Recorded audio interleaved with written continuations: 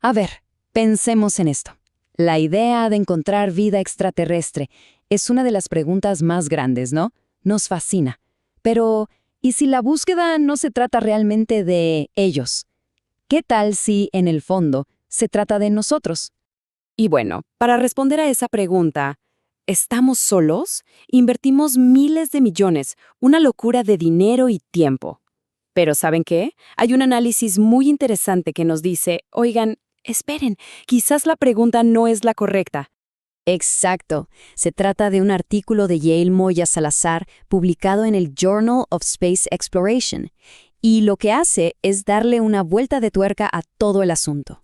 Nos dice que la verdadera pregunta no es sobre los extraterrestres, no.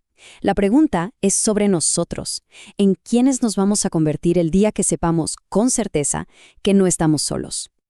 Vale, vamos a imaginarlo por un momento. ¡Pum! Sucede, hacemos contacto. Lo primero que se nos viene encima no es un desafío de naves espaciales o de tecnología. No, es algo mucho más profundo. Es un dilema ético.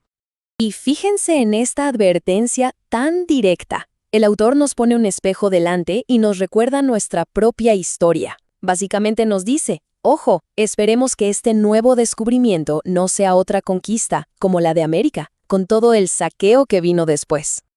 Entonces, ¿cuál es el meollo del asunto? Pues que este análisis propone una base ética, pero una base ética universal.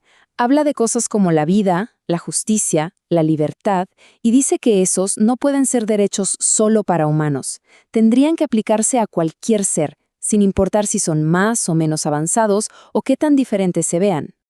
Bien, ahora, para poder analizar un encuentro de este tipo, primero hay que definir algo clave, que es exactamente una sociedad, y no solo una sociedad humana, sino cualquiera. Y aquí entra un concepto fundamental, la información social. A ver, no es solo un montón de gente junta. Piensen en esto. Las pirámides, un libro, hasta una simple herramienta de piedra. Todo eso es información que una civilización crea y deja en el mundo físico. Es su cultura, su historia, todo su conocimiento hecho tangible. Y este proceso es súper claro, pero a la vez muy potente.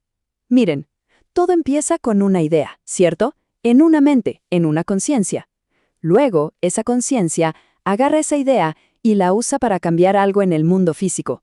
Talla una piedra, construye algo y ¡listo! Esa cosa que creó es información social. Si juntamos toda esa información, pues, ¿eso es una sociedad? Así que la conclusión es bastante lógica. Lo que de verdad define a una civilización compleja no son solo sus naves o sus aparatos, es su capacidad de crear esta información social.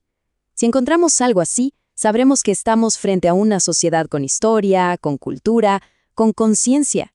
Bueno, y aquí es donde la cosa se pone todavía más interesante. Porque claro, no es lo mismo encontrar una cosa que otra. El artículo plantea dos escenarios que son, bueno, como la noche y el día, cada uno con sus propios retos. Y aquí está la división, súper clara. Por un lado tenemos una civilización compleja. Ahí los problemas son sociológicos, morales, ¿qué hacemos frente a algo que es totalmente diferente a nosotros? Y por el otro lado, ¿qué pasa si encontramos vida simple? ¿Unos microbios? Bueno, ahí el reto es biológico, ecológico, un tema totalmente distinto. Vamos a ver el primer caso. Encontramos vida compleja. El artículo dice que nuestra reacción dependería de nuestra propia ambigüedad moral, o sea, esa capacidad que tenemos los humanos de ser increíblemente buenos y también terriblemente crueles. Y nos da un ejemplo que da que pensar. Nuestra historia con los inmigrantes. La advertencia es que podríamos sentir un rechazo a niveles inimaginables. Sería un dilema moral tremendo. Ahora, el otro escenario. Encontramos vida simple. Aquí la historia es completamente diferente. Estos bichitos no tendrían conciencia ni información social. El interés sería puramente científico. Los compararíamos con bacterias o virus de aquí, por ejemplo. Y la gran pregunta sería, básicamente, una de seguridad. ¿Qué riesgo corremos si traemos esto a nuestro planeta? Pero ojo, no importa si nos topamos con una civilización súper avanzada o con un simple microbio. Hay un obstáculo gigante que se aplica a los dos casos, y es ¿cómo entendemos lo que estamos viendo? ¿Cómo lo interpretamos? Para explicar este tremendo desafío, el análisis usa dos ideas muy potentes. Por un lado, la visión de Orwell, que dice que la cultura crea el lenguaje. O sea, para entender su idioma, primero tendríamos que entender toda su historia. Casi nada. Y por otro lado, la hipótesis de Sapir-Whorf, que dice justo lo contrario, que el lenguaje crea la realidad. Esto significaría que su forma de hablar podría crear un mundo tan, pero tan diferente al nuestro, que simplemente no podríamos traducirlo. Y para que esto se entienda mejor, hay un ejemplo buenísimo. Algunas lenguas antiguas, aquí en la Tierra, no tenían una palabra para el color azul. Entonces la pregunta es, ¿eso significa que veían el cielo de otra manera? Es increíble cómo el lenguaje puede literalmente construir la realidad que percibimos. Y todo esto nos trae de vuelta al punto de partida, al corazón de todo este asunto. El encuentro con extraterrestres, al final, no se trataría tanto de ellos, sino de lo que descubriríamos sobre nosotros mismos. Esta última cita del artículo es potente y hasta un poco triste, ¿no? Nos recuerda la enorme responsabilidad que tenemos.